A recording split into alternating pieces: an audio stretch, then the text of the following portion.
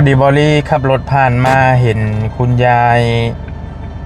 นั่งเหงานอนสักอยู่จะขายอย่างนั่งขายผู้เดียวซ้ำโอ้ยขายอย่างเด้ยายเอ้ยอากาศร้อนดีๆโลได้พี่น้องขายอย่างยายขายผู้เดียวบ่เขาเมื่อเราไปนั่งแบบกันนั่นแล้วตอนนี้นางขายคนเดียวนี่ขายอย่างนี้ขายอย่างนี้มะพร้าวมะกระบกนี่มะกระบกมะม่วงน้อยโอ้เป็นแต่ส้มคักแท้อันนี้ไม่ยังอันนี้ไข่พร้อมฮะไข่พร้อมเขาที่เจ้าเขาเมื่อพุ่นเขาขาย10,000เพิ่นฝากขายนี่ฮะน่ะอันนี้ไม่ยังอันนี้ไข่พร้อมคือกันบ่คือกันนี่แหละเขาจักนอกกันโอ้อันใดของยายใช่น่ะอันใดของเจ้านี่เท่าไรอันนี้อันนี้หน่วยเช้าอันนี้เท่าไรอันนี้ชิปโอ้ได้ลูกเอ้ยทุกยากลูกคือเห็นแม่บ่แม่ก็คล้องอยู่ลูกชายบ่มาบ่เอาได้ขายจักพันแล้วมื้อนี้ยังไม่ได้ขายเม็ดหนึ่งได้ลูกมันยังบ่ทันได้จะกีบเลยยังบ่ว่าไม่ยังเพิ่นเอิ้นหยังก่อเบิ่งว่านึกว่าเท่ากับบ่แม่นไม่ยังดีอันนี้ดิเบิ่งพี่น้องไข่พำฮะไข่พำลูกเอ้ยดูแน่หั่นเพิ่นเอาไปเฮ็ดหยังอันนี้ยายไปกินบ่กินไข่พำหูอยู่บ่พี่น้องจักอยู่บ่แกงกระดูกแกงแทนนะอาหารแปลกไข่พำไข่พำเอาเลยมันคือหยังไข่พำนึกว่าเท่าอะไรพี่น้องบ่แม่นมังม่วงนี่เท่าไรมังม่วงนี่ม่วงนี่10,000คือกันของเจ้าบ่ตัวนี้ของเขาหมดอันนี้ของเจ้ามีแต่อันนี้กับมะพร้าวนี้ลูกเอ้ยอันนี้ข้างร้านผักขายอีกร้านเฮือนนั่นแล้วเจ้าได้จักพันยังบ่ทันได้จักพันยังบ่ได้จักพันกีบนึงก็ยังนั่งจักโมงนั่งขายแต่จักโมงโอ้ยจะได้ดึกพุ่นตั้งแต่เช้าพุ่นจนเที่ยงแหละตอนนี้ก็ได้โอ้ยายเอ้ยนี่น้ำทุ่งย่างเลย12 โมงทุกแล้วแม่ที่บัวแล้ว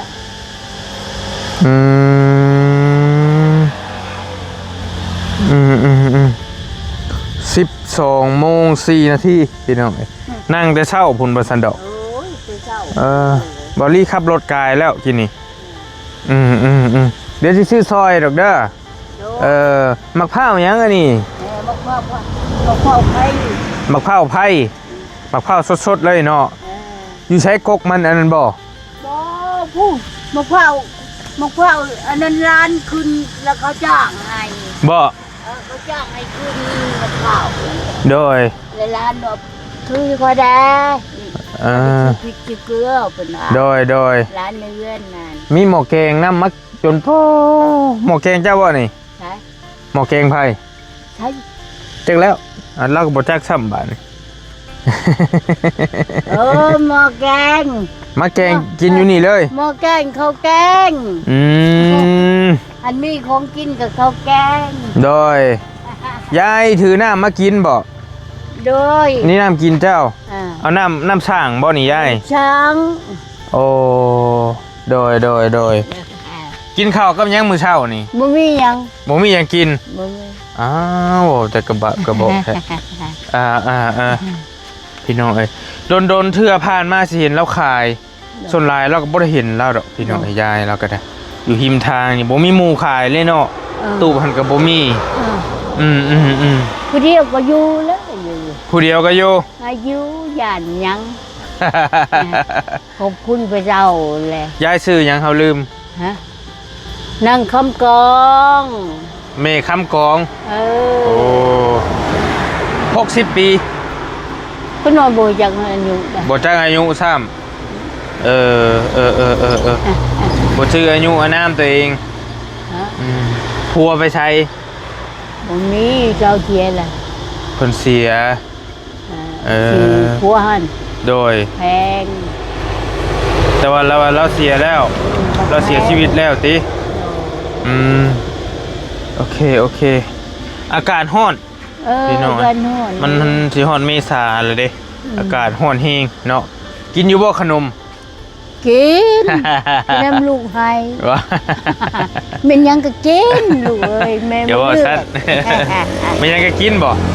เอ้ยกับบาดเราเนาะ เอาให้ชินเชื่อแห้งมักแล้วลูกเอ้ยแม่จุงอยากได้ เอาให้ทงเสื้อ ทงเสื้อก็อยากได้บ่ ยึงได้แล้วลูกหล่ะ สร้างว่าแท้ยายเดี๋ยวจะเอาขนมให้กินก่อนขนมให้ยายเรากินก่อนอยากได้ทรงเสื้อป่ะ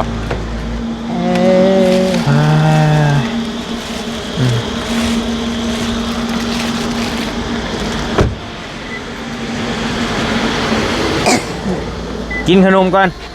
โดย นี่กินก่อนโดยเสื้ออันนี้เอาเสื้อไหม โดย แก้เบิ่งดูใช้ก้าวใช้ได้อยู่บ่ เฮ้ยใช้ได้กันแล้วลูก ให้แก้เบิ่ง เสือกินยาวบ่ แก้แค่สั้น เป็นชั้นบ่แก้ก็ได้ บ่แก้เบิ่งเฮาจะมันน้อยหรือมันใหญ่นะอยากฮู้หั่นนะบ่แก้ก็ได้เพิ่นว่าจะมันเก่าแล้วแต่บ่แก้ก็บ่แก้เอาไว้แล้วพี่น้องอุ้ยให้แม่ขนมนี่พอดีปากร้านแหละลูก พอดีปากร้าน โดย มีหลานน้อยนำเจ้าก็ได้ มี จักคน 2 มีหลานน้อย2คนยายก็กินก่อนเลย ได้เลยคิดเห็นลาย กินอยู่ดอก เป็นห่วงลานติเฮ็ด บอกขออนุญาตน้ำพี่น้องผมยายเราจนเปลี่ยนสีไปเลยแล้วอายุสิลายแต่แล้วเนาะจนบ่มีเส้นดำเป็นขออนุญาตเด้อยายเด้อมีอยู่มีดำเส้นยายขอโทษเด้อยายมันงอกเองแล้วยายบ่ได้ย่อมบ่ได้หยังแต่ว่า บ่มีอันหยอมเอามาให้แม่ได้แม่ยังหยอมอยู่ อยากย่อมสีหยัง อันลูกมีลูกแม่ยังชื่อบ่มีเงินนี่ อยากย่อมสีดำบ่ โดย โอ้ยสีนี่งามแล้วหัวเราะ อันแม่มีก็แม่ชี้ย่อมอยู่เป็นผู้ชายใหม่ โอ้ยชาติแหละอันนี้ยังเป็นผู้ชายอยู่โดยโคตรโธ่โดย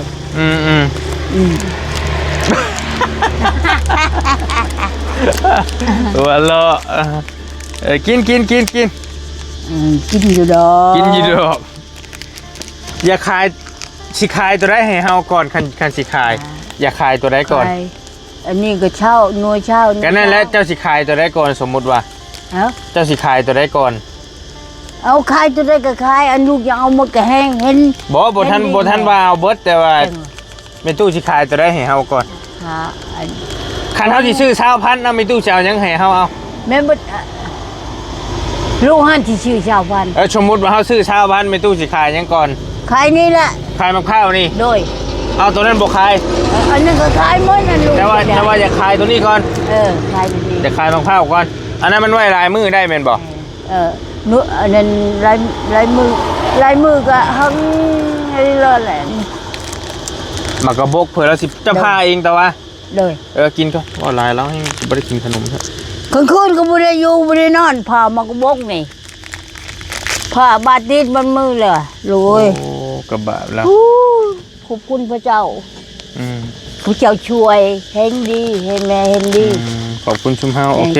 ช่วยคุณหน่อยกินกันผ้านี่บ่ผ้ามากระบกนะแม่พากลางคืนแหละผ้าจนมือบาดเท้าติโยบาดกับบาดแล้วลูกหลานกินก่อนให้เรากินก่อนเฮ็ดน้ำแม่ทุกอย่างลูกเอ้ยทุกกะลีเลยเพื่อนที่อยู่กินก่อนกินขนมกันกินกันส่วนละจะได้เงินไปซื้อยังมาขายชื่ ชื่อพริกชื่อเกลือนี่แหละ ชื่อพริกชื่อเกลือติ เกลือก็แพงมาพริกก็เกลือก็จะเป็นนัวก็แพงนั่น หมักพริกปลูกเอาบ่ได้บ่อยู่นานี่ปลูกเอาบ่ได้บ่หมักพริก ปลูกอะมันเบียกเป็นปันไดแล้วลูกเอ้ยบ่มากปันได บ่เป็นหมากปานใดอืมอืมบ่เนาะตัวนี้แหละเขาเจ้าฝากขายว่าซั่นเราอะตัวนี้แหละของเราเองนะตัวนั้นหมักกระบกแล้วก็หมักไอ้ผ้าวนี่เป็นของยายเองบ่ซั่นดอกกินยายหมักผ้าวส้มบ่หรือหมักผ้าวหวานยายรับประกันบ่ หวาน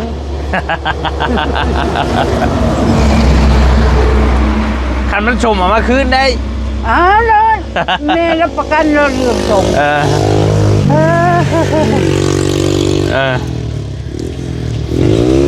รับประกันเรื่องชมบ่ โดย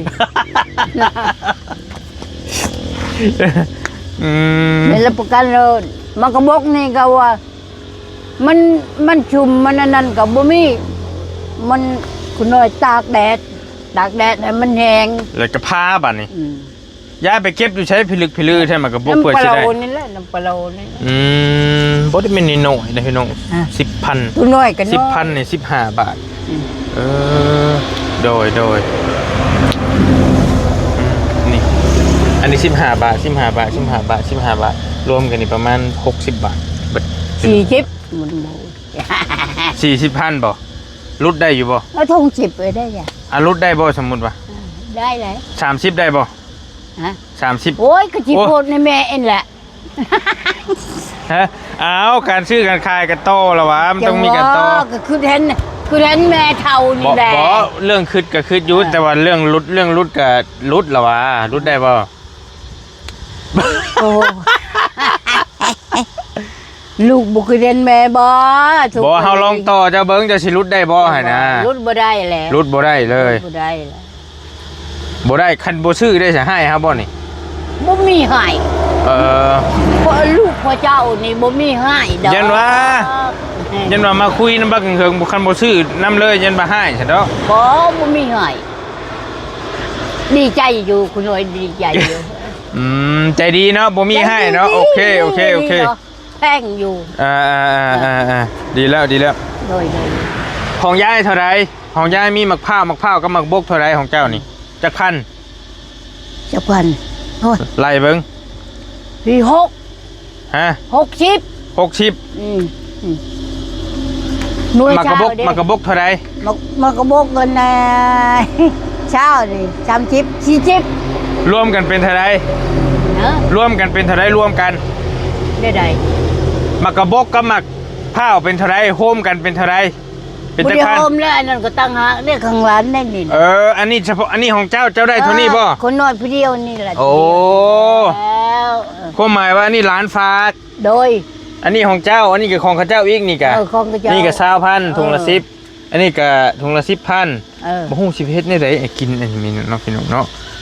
อันนี้เพิ่นก็ขายบ่ขายแกว่ารถเพิ่นจกมาใส่ซื่อขายหมดเขาเฮ็ดเป็นทงแล้วเขาขายอยู่โอ้ยทุกมันนะแม่นี่นะให้ลูกบ่ได้ไปเดือนพูดแม่ใหญ่ไปพุ่นเข้าในพุ่นแหละอยู่กับไผบัดนี้ไปอยู่พุ่นอยู่กับลูกนั่นแหละอยู่กับลูกลูกก็ได้กับลูกก็ถูกคือกันลูกชายหรือลูกสาวลูกสาวผู้แม่ลูกอ่อนลูกชายเขาไปชูเมียมันลูกสาวกับลูกเคยบ่อันนี้ลูกสาวลูกเคยหลานโดยหัวเหรอยายปนมามากระบอกจะปนมาเขาที่ซื้อซอยปนมาเบิ้ลน่ะโอเคมักผ้าวเกา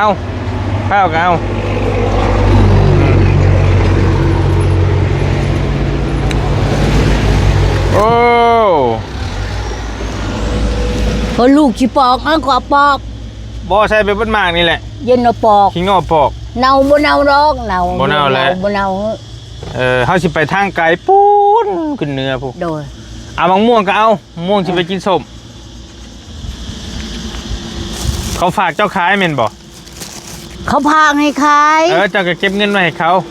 เขาเอาชิพัน กระบะแล้วโอเค10,000เนี่ยโอ้ยพี่น้องไปกินส้มนี่เป็นง่ายบ่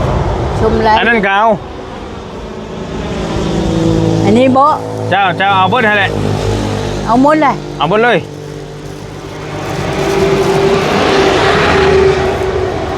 เดี๋ยวเฮ็ดได้แสได้ช่วยเบิดกูคนนี่แหละ ง่าย เจ้าก็เอาเงินไว้ให้ ช่วย เจ้า ช่วยเลยขอบคุณพระเจ้าอลีแหละ ขอบคุณเลย เขา พระเจ้าเขายังไม่ได้มาบอกเขาที่ขายหมดเลยนี่ มันเท่าไรเลยน้ำกระเป๋า มัน นะ มีถุงเลย เท่าไรน้ำกระเป๋า มันมีถุง เท่าไรแหละนะมัน จัง บ่ฮู้ เขาเลย ยาแล้วตัวน้ำ อัน ถุ นี้ ง เขา นี่แห เล็ ละ กเป็นถุงวัวถุงทิพย์เด้อ เอาบ่ฮู้ว่าขายเท่าไรอันน่ะ ยังบ่ฮู้ ยาแล้วเขาก็เอาโทรเขาขายได้นี้เนาะเขาซอยเจ้าซอยชุ่มเจ้านี่แหละ โดย ดุมันมานั่งขายแบบเพื่อสิได้ขายเนาะเมื่อวานนี่ก็ขายบ่ยาย วันในบ่ได้ขายเม็ดนึงเมื่อคืนนี่แหละนี่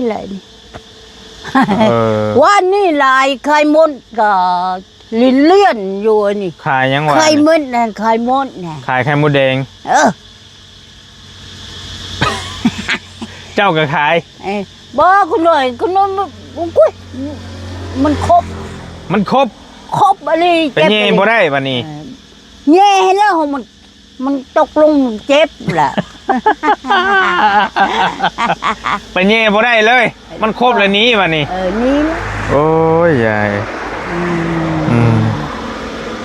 กระเบาะละไปเย่มดแดงมันครบแล้วนี้ว่าซั่น เลย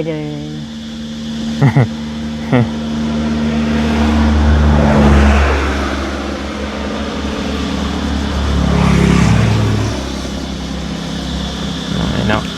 โอเคเบิ่งเฮาสิจ่ายเงินให้ยายก่อนจักหน่อยเฮาสิไปปะแล้วเฮาก็ฟ้าวคือกัน เอาลูกชิท่าเขาก็ท่าหั่น บ่ท่าแล้วบ่ท่า เรายังเอาตัวนี้ บ่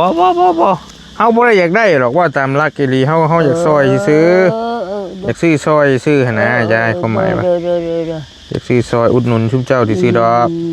ถามว่าอยากได้บ่ก็บ่ของยาย40,000เนาะเอายาย40,000มากระบกเจ้าอันนี้แม่นแล้วว่ะมักพร้าว60อ้าวเอาอันนี้มักพร้าวนี่60โดยนี่และมังม่วง20,000 2 ถุงแม่นแล้วว่ะ2 ถุงโอเคและอันนี้อีกเบิ่งอันนี้อีก3 ถุง30แม่นแล้วว่ะถูกต้องเนาะตัวใดอันนี้ของไผเอาอันว่าอันนี้เด้อันนี้อันที่10,000นี่เด้นี่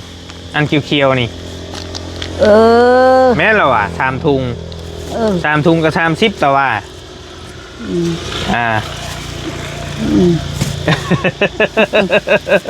แม่นแล้วลูก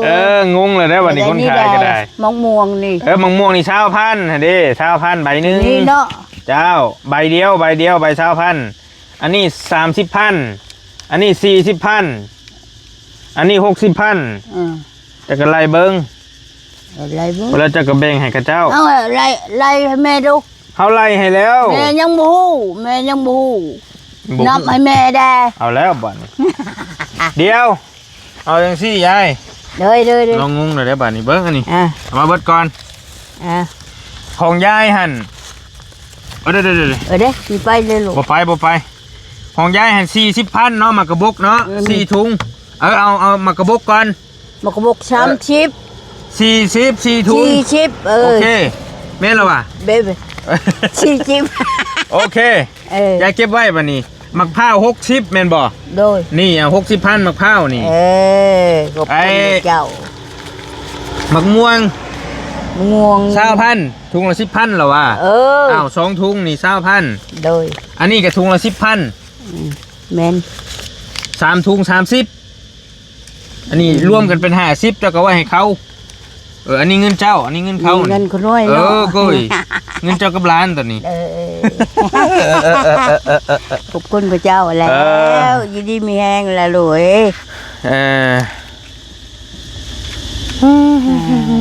เมื่อเลยบ่บัดนี้ เมื่อยได้บัดนี้เนาะ เมื่อยแล้ว โอ้ยยายเอ้ยมันคือมีแตะมุดแท้มันมาตึก หมดจัด กระปุกบ่ ลูกหมดจอมบ่ แม่นละ หมดมา เต็ม ใช่ มันมากินมากระปุก ใช่ตรงเดียวบ่ใช่ตรงเดียว มันมากินมากระปุกเจ้านี่ได้นี่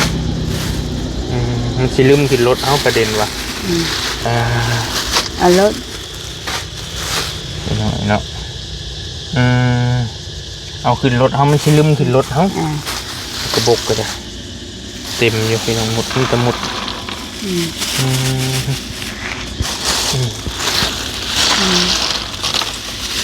ได้อยู่ตรงนี้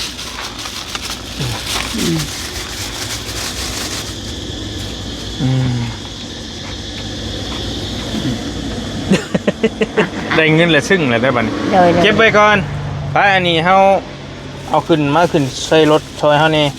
อันนี้มุดออกก่อนจมมาช่วยเฮานี่ยายเลยจมมะพร้าวมาช่วยหลานนี่เดี๋ยวไปกินศพพี่หน่อยผักม่วง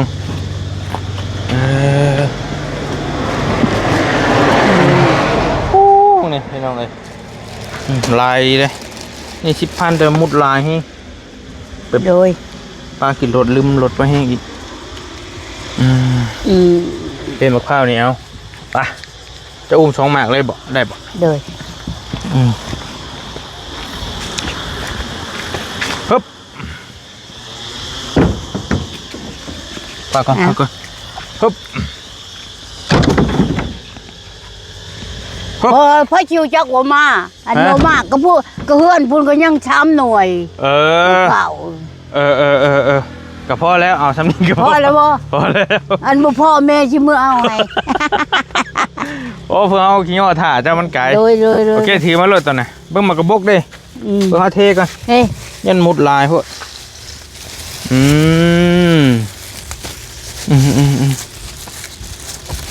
ตัวนี้มุดลายให้อันนี้บุ้มีมุดตัวนี้เนาะเขามีถุงเขาอยู่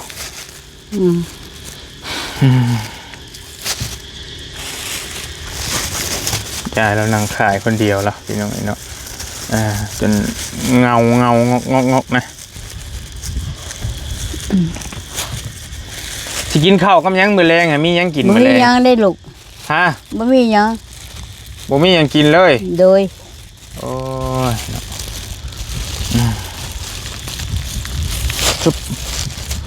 เดี๋ยวเอามีเมื่อให้ต้มกินเท่านั้นแล้วสิโดยจะเอาไว้เมื่อให้เห็นดีบ่เห็นดีโลดเห็นดีลูกเอ้ยเห็นดีขอบคุณพ่อเจ้าขอบคุณป้าไม่หันแล้วเมื่อเขาสิหามีให้เจ้าเขาสิไปปะแล้วบัดนี้ยันมันสวยยันมันสายพี่น้องมีให้ก่อนโดยปะใส่มีก็ได้เอายายเอามือต้มกินเด้อโดยโอเคอันนี้มีไว้ตัวนี้ดีใจแม่ดีใจป่ะดีใจเลย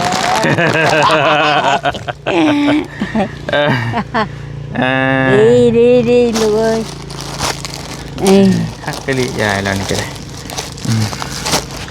ตัวนี้หันพ่อมุดมันลายมุดลายตัวนี้เฮาบ่เอาตัวนี้จะเอาไว้เขาว้าวเฮาสิเอาตัวนี้มุดมันบ่ลายยันมันลืมรถเฮามันถึกรถมันยันมุดขึ้นรถมุดลายเอาแต่ตัวนี้เดี๋ยวมุดนั่นนะคุณหน่อยยังไงนี่นะคุณหน่อยบ่เอาเด้ว่าลูกให้เงินแล้วก็คุณหน่อยบ่เอาเด้คุณหน่อยบ่เอาแล้วอย่าเฮาให้ยายคืนเด้ซั่นน่ะบ่เอาจังได๋ขอบคุณพระเจ้าบ่เอาแล้วจะชุดใจลูกชุดใจลูกชุดใจบ่เอาแต่ตัวนี้เอาแต่ตัวนี้พอเด้อเอาแต่ตัวนี้พอโอเคเอาตัวนี้พอได้ใส่ถุงให้เฮาเด้อเดี๋ยวเฮามีถุงอยู่มีบ่ถุงเดี๋ยวเพิ่นมาซื้อหยังสบายดี ฮู้จักเฮาบ่ โดยเบิ่งคลิปอยู่นะ โอเคมา ถ่ายนะ โอเคมาซื้อเครื่องซอยยายแล้ว อ๋อ